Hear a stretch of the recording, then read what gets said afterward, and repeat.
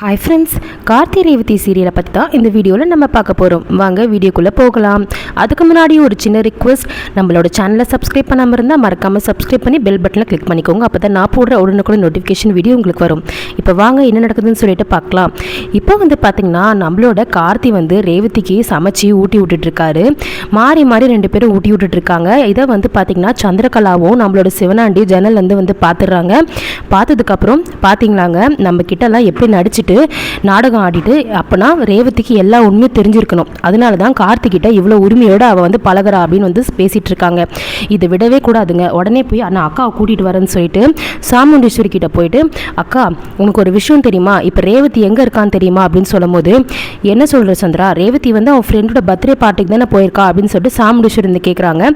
அதுக்கு சந்திரகலா சொல்கிறாங்க, அதெல்லாம் கிடையாது, ரேவதிக்காக கார்த்தி கட்டின வீட்டில் தான் இப்போ ரேவதி நீயே நேரில் பாருக்கா. ரேவதி மேலே தப்பாக சொல்லி எனக்கு என்ன கிடைக்க போகுது? நான் ரேவதிக்கு நல்ல வாழ்க்கை அமையணும் தானே நான் நினச்சிட்ருக்கேன். இந்த குடும்பத்தில் எல்லாருமே நல்லா இருக்கணும் தானே நான் நினச்சிட்ருக்கேன். நீ ஏன் என்னை இப்போ நம்ப மாட்டேங்கிற அப்படின்னு சொல்லும் போது சாமுண்டீஸ்வரி, சரி நீ இவ்வளோ தூரம் சொல்கிறதுனால நான் வரேன் அப்படின்னு சொல்லிட்டு கூட வராங்க. ரெண்டு பேரும் காரில் பார்த்திங்கன்னா அந்த இடத்துக்கு வராங்க. ஒரு பக்கம் ரேவதியும் கார்த்தியும் பார்த்திங்கன்னா நிறைய விஷயம் பேசிகிட்டு இருக்காங்க அவங்க வாழ்க்கையை பற்றி. நம்ம இப்படிலாம் வாழணும் அப்படி வாழணும் அப்படின்னு சொல்லிட்டு. அப்போ பார்த்திங்கன்னா நம்மளோட ரேவதி கபோர்டு ஓப்பன் பண்ணி ரூமில் இருக்க கபோர்ட்லாம் பார்க்குறாங்க. கார்த்தி ரேவதிக்காக ஜுவல்ஸு, அதுக்கப்புறம் நிறைய காஸ்மெட்டிக்ஸ் ஐட்டம், அதுக்கப்புறம் நிறைய சாரீ, அந்த மாதிரி சுடிதார் நிறைய எடுத்து வச்சுருக்காரு. ரேவதிக்கு பார்த்து பார்த்து எல்லாத்தையுமே வாங்கி வச்சுருக்காரு. அதெல்லாம் பார்க்கும்போது ரேவதிக்கு மனசுக்குள்ளே ரொம்ப சந்தோஷமாக போயிடுது. என்னம்மாம்மா இது, எனக்காக தான் இதெல்லாம் வாங்கி வச்சிங்களான்னு சொல்லிட்டு ஒன்றுத்தையும் எல்லாத்தையும் போட்டு அழகு பார்த்துட்டு இருக்காங்க. அதை பார்த்திங்கன்னா கார்த்தி ரொம்பவே ரசித்து பார்த்துட்டு இருக்காங்க. அப்போ பார்த்திங்கன்னா என்னோட சைஸ் இந்த சுடிதார்லாம் தனியாக இந்த சைஸ்னால் கரெக்டாக இருக்கும், இது வேறு சைஸ் ஆச்சே, இதை எதுக்கு நீங்கள் வாங்கி வச்சிங்கன்னு சொல்லிட்டு கார்த்தி சொல்கிறாரு. அதெல்லாம் இப்போ நான் சொல்ல மாட்டேன், நீ கல்யாணம் பண்ணிவிட்டு திருப்பி என்னை தாலி கட்டிட்டு வீட்டுக்கு வருவல்ல அப்போ சொல்கிறேன் அப்படின்னு சொல்லும்போது, அது என்ன அப்போ சொல்கிறது, இப்பயே சொல்லுங்கள் அப்படின்னு சொல்லும்போது, இல்லை நீ ஒரு வேளை ப்ரெக்னென்ட் ஆகிட்டின்னா உனக்கு இந்த சைஸ் பத்தாதில்ல, அதனால் நான் வேறு சைஸ் வாங்கி வச்சுருக்கேன்னு சொல்லும்போது ரேவதிக்கு யோசிச்சு பார்க்குறாங்க. அப்போ நம்ம ப்ரெக்னென்ட் ஆனால் எப்படி இருக்கும், கொஞ்சம் குண்டாயிடுவோமா அப்படின்னு சொல்லிட்டு யோசிச்சு பார்த்து மனசுக்குள்ளே சந்தோஷப்பட்டுக்கிறாங்க. கார்த்தி பார்க்குறாரு, என்ன ரேவதி ஏதோ யோசிச்சு பார்த்து ஏதோ மனசுக்குள்ளே ஏதோ சிரிக்கிற மாதிரி இருக்குது, என்ன நினச்ச அப்படின்னு சொல்லும்போது, நான் என்ன நினச்சேன்னு உங்களுக்கு தெரியாதா அப்படின்னு சொல்லிட்டு ரேவதி கேட்குறாங்க. தெரியலையே, நீ வந்ததுலேருந்து நிறைய யோசிச்சு சிரிச்சிட்டு இருக்கிற, ஆனால் உள்ளுக்குள்ளே ஏதோ நினச்சிட்டு இருக்கன்னு மட்டும் தெரியுது, என்கிட்ட சொல்ல மாட்டேங்கிற ஒளிப்படி அப்படின்னு சொல்லும்போது, இல்லை மாமா நான் ப்ரெக்னெண்ட்டாக இருக்கும்போது எப்படி இருப்பேன்னு நினச்சி பார்த்தேன், அதை நினச்சி தான் சிரித்தேன் அப்படின்னு கார்த்திகிட்ட சொன்னார். கார்த்தியும் அதுக்கு பதிலுக்கு க்யூட்டாக சிரிச்சிடுறாரு. இப்போது கார்த்தி பார்த்திங்கன்னா முன்னாடி ஒரு ஃப்ரெண்டில் வீட்டுக்கு முன்னாடி ஒரு கேமரா வச்சுருக்காங்க அந்த கேட் கிட்ட. அதை பார்த்திங்கன்னா கார்த்தி பார்த்துடுறாரு. சந்திரகலாவும் சிவனாண்டியும் போனதை பார்த்துடுறாங்க. பார்த்துட்டு ஷாக் ஆகிட்டு, ரேவதி உடனே நம்ம இங்கே இருக்க வேண்டாம் கிளம்பலாம் அப்படின்னு சொல்கிறாங்க. என்னாச்சு மாமா, ஏன் இப்படி திடீர்னு சொல்கிறீங்க அப்படின்னு சொல்லும்போது, இல்லை சந்திரகலா இங்கே போயிருக்காங்க, எனக்கு தெரிஞ்சு நேராக போயிட்டு உங்கள் அம்மா கிட்ட விஷயத்த சொல்லியிருப்பாங்கன்னு நினைக்கிறேன்னு சொல்லும்போது ரேவதிக்கு தூக்கி வாரி போட்டுருச்சு. ஐயோ என்னம்மா சொல்கிறீங்க, நான் வேறு அம்மா கிட்ட போய் சொல்லிட்டு வந்திருக்கேன், என் ஃப்ரெண்டோட பர்த்டே பார்ட்டிக்கு போகிறேன்னு சொல்லிட்டு. சரி உடனே அதே மாதிரி பண்ணிடலான்னு சொல்லிட்டு உடனே என்ன பண்ணுறாங்க, உங்கள் ஃப்ரெண்டுக்கு கால் பண்ணுறாங்க. கால் பண்ணி விஷயத்தை எல்லாமே சொல்கிறாங்க. சரி ரேவதி, நான் உனக்காக இது கூட பண்ண மாட்டேனா, சரி நீ கவலையப்படாத, நம்ம பர்த்டே பார்ட்டி மாதிரி செட் பண்ணி உங்கள் அம்மாவை ஏமாத்திடலாம், நீ கவலையப்படாத, நீயே இப்போ ரொம்ப நாள் கழிச்சு தான் ரெண்டு பேருமே ஒன்று சேர்ந்துருக்கீங்க, ரொம்ப சந்தோஷமாக இருக்குது. சரி உனக்கோசம் இது கூட பண்ண மாட்டேனா, உங்கள் சித்தி ஏன் தான் இப்படி பண்ணுறாங்கன்னு தெரியல, சரி பரவாயில்லன்னு சொல்லிட்டு பர்த்டே பார்ட்டி மாதிரி அரேஞ்ச் பண்ணி என்ன பண்ணுறாங்கன்னா, அவங்க ஃப்ரெண்டு நேராக வீட்டில் ரேவதி வீட்டில் கார்த்தி விட்டுட்டு போயிடுறாரு. இப்போ சந்திரகலா நேராக அந்த வீட்டுக்கு போகிறாங்க. அங்கே பார்த்திங்கன்னா யாருமே கிடையாது அந்த வீட்டில்.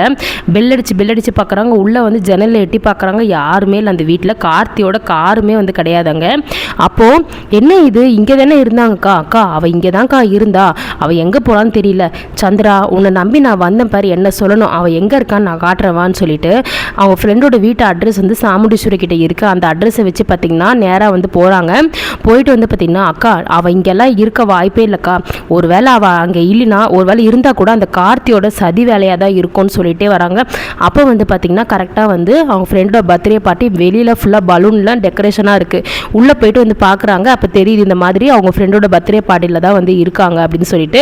அப்போ கரெக்டாக கேக் கட் பண்ணிட்டு இருக்காங்க. அப்போது நம்மள சாமுண்டீஸ்வரி சந்திரகலாவை பயங்கரமாக முறைக்கிறாங்க.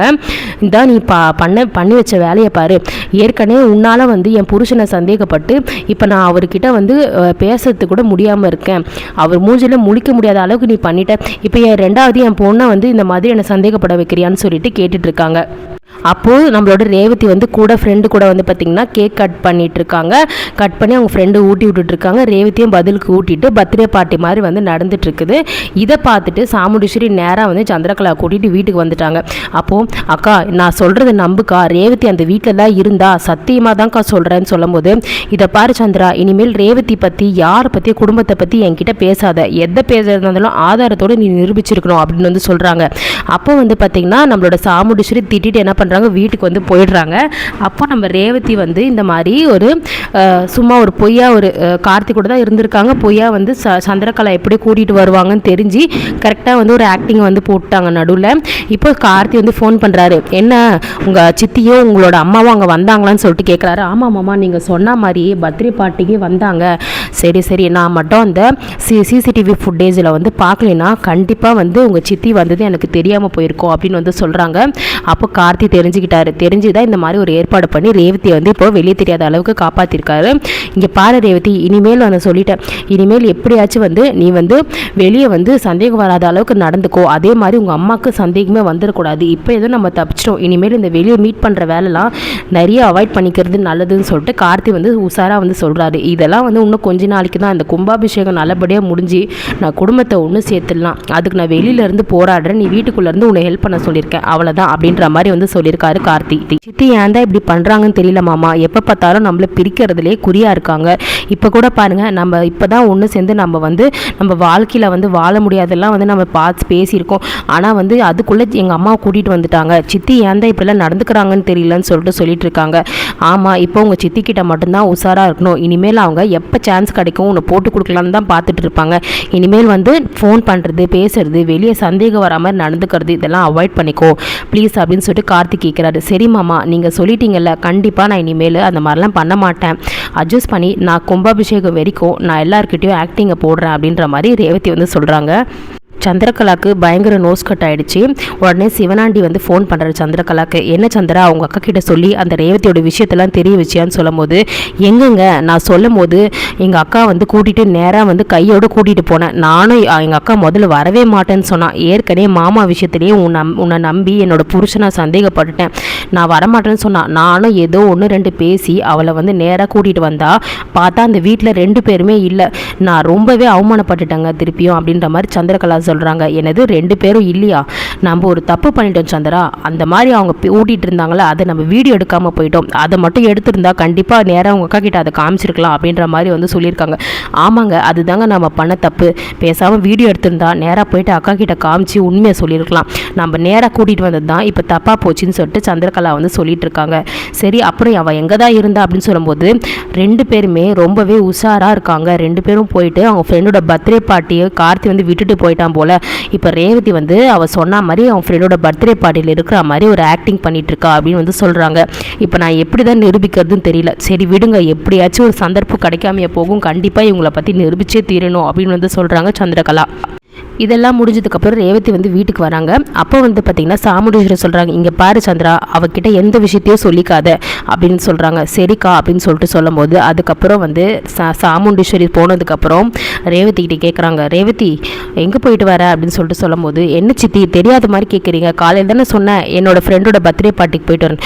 ஓ பர்த்டே பார்ட்டியா, சரி சரி, எப்படி அந்த கார்த்தி வந்து உன்னை கூட்டிகிட்டு போய் விட்டுட்டு வந்தான் நான் பர்த்டே பார்ட்டின்னு சொல்லும் போது, எனக்கு தெரியும் சித்தி உங்களுக்கு எல்லாமே தெரியும்ன்ட்டு, ஆனால் அவங்களால நிரூபிக்க முடியாது அப்படின்னு சொல்லிட்டு இருக்காங்க. இதை பாரு ரேவதி, நீ எங்கே போன, யார் கூட இருந்த, என்ன பண்ணிட்டு இருந்த, எல்லாமே நான் வந்து கண்ணால் பார்த்தேன் சரியா, ஆனால் ஆதாரம் தான் இல்லை, கண்டிப்பாக அடுத்த வாட்டி நிரூபிச்சே தீருவேன் பாரு அப்படின்னு வந்து சொல்கிறாங்க. சரி சித்தி உங்கள் இஷ்டம், நீங்கள் என்ன வேணால் நிரூபிங்க, நான் பார்த்துக்கிறேன் அப்படின்னு வந்து ரேவதி சொல்கிறாங்க.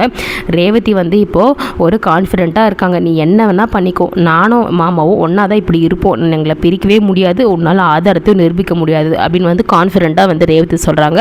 அதுக்கு சந்திரகலா வந்து அவங்களும் பதிலுக்கு, நீ பாரு நான் நிரூபித்து காட்டுறேன், அடுத்த வாட்டி நீ மாட்டாமையாக போயிட போகிற அப்படின்னு சந்திரகலா சொல்கிறாங்க. ஸோ இப்போ வந்து இதோட எபிசோட் வந்து முடிச்சிருக்காங்க. அடுத்து என்ன நடக்கும்னு சொல்லிட்டு வெயிட் பண்ணி பார்க்கலாம். நம்மளோட ப்ரோமோ ரிவ்யூ பிடிச்சிருந்தா லைக் அண்ட் சப்ஸ்கிரைப் பண்ணி நம்ம சேனலுக்கு கண்டினியூஸாக ஆதரவு கொடுங்க. தேங்க்யூ.